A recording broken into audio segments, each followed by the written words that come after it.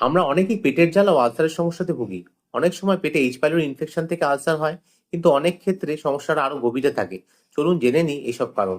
আমাদের pain killer কিন্তু একদম বেশি খাওয়া উচিত নয়। চা, কফি, কোল্ড ড্রিঙ্কস, চকলেটের মধ্যে ক্যাফেন থাকে, যেটা পেটে অ্যাসিডিটি বেশি তৈরি করে। যে কোনো তামাক জাতীয় নেশা যেমন স্মোকিং এ নিকোটিনের জন্য অ্যাসিড বেড়ে যায়। অ্যালকোহল থেকেও পেপটিক আলসার কিন্তু তৈরি হতে পারে। আটা, ময়দা, ভাজা পোড়া, ঝাল ও মশলাদার খাবার পেটে প্রদাহ সৃষ্টি করে। অনেকে ল্যাকটোজ ইনটলারেন্ট বলে দুধের সমস্যা হয়, এনারা দই বা ছানা খেতে পারেন। অতিরিক্ত মাংস খেলেও অ্যাসিড বেড়ে যায়।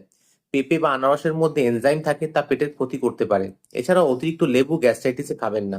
এরপর চলে আসি কিভাবে চলবেন। অতিরিক্ত টেনশন করবেন না, এতে পেটে আলসার হয়। রাতে ডিনার শোবার 2 ঘন্টা আগে করুন। চেষ্টা করবেন রাত 8টার মধ্যে খেতে। রাতে খাবার এবং সকালে খাবারের মধ্যে 12 ঘন্টার অন্তর রাখতে। ভিডিওটা দেখার জন্য ধন্যবাদ। এরকম আরো ভিডিও পেতে ভিডিওটাকে লাইক করবেন আর চ্যানেলটাকে সাবস্ক্রাইব করবেন।